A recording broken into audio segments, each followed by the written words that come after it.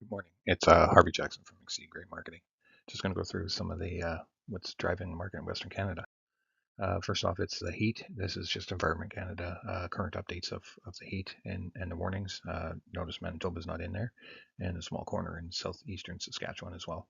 Um, and there's also smoke that's been across the U.S. and Canada. Here is the 0 to 5 10 or 0 to 5 day heat index, and you can see that's covering a lot of the provinces,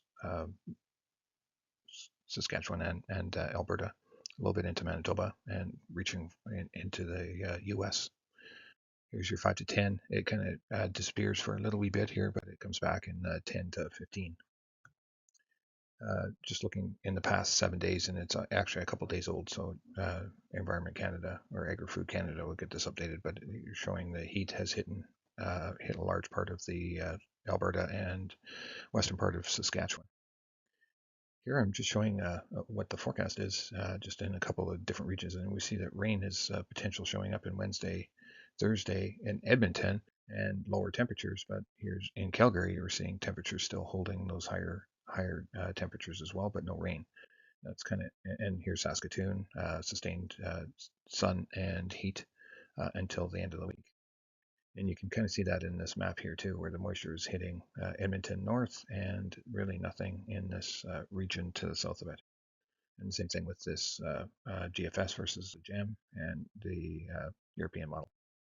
Here's, and just looking at the temperature anomaly, this is from Nutrien here, but for the 0 to 10, it's still showing lots of heat, and it's actually showing a fair bit of heat in the Black Sea region as well, and some of the harvest may progress in Europe as well. Here's moisture, same thing, deficit here, maybe a little bit of moisture showing up there, but looks like it's going to be holding off in the Black Sea where harvest is underway. Just this is more US, but you can see that the temperature actually increases over the next couple of days and then slides over going from west to east.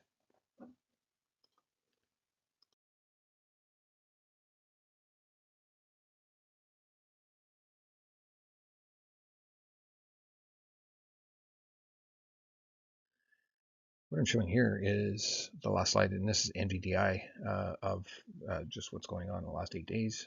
You can see that, if you can see my mouse here, it's actually NVDI is actually tracked downwards. This is a 5-year average as a black line, and the green is actually compared to 2021. And 2021 ran at the top end of the shaded area range. So we potentially got a little wee bit better, but I'm not certain what this is actually telling me. But just I thought I would compare it to 2021 and see the differences there.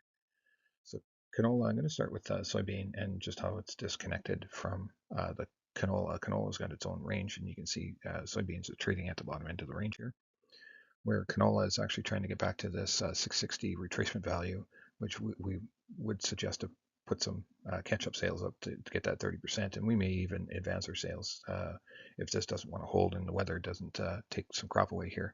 The next upside would be actually to this 23.6, so 673, and then of course trying to get full retracement back to the close to 700. Here's just your 9-month chart.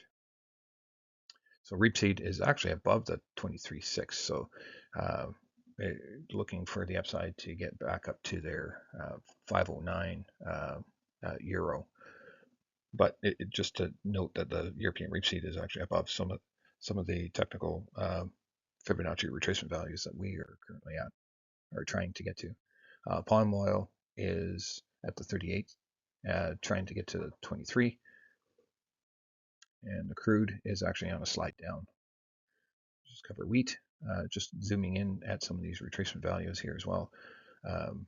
Have to move up a couple more pennies to get to the 78.6, and then hopefully get a little higher into that $7 range would be perfect, I think, for a lot of growers to probably layer in some more sales. Hard red winter is actually a little bit more sideways to down.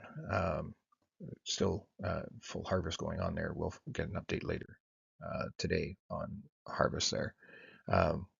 Milling wheat is a little higher in this 61.8 retracement value and currently trading above it. So if it can stay and trade above this value, that would be a positive sign for the European rapeseed. Just a quick look at the Canadian dollar here as well, and it's down. And not to say that it's going to hold here, but it's broke through the 23.6, which is a sign that it could break down to these values below the 72.6 value, or 72.6 cents, and lower. And that's all I have for you today.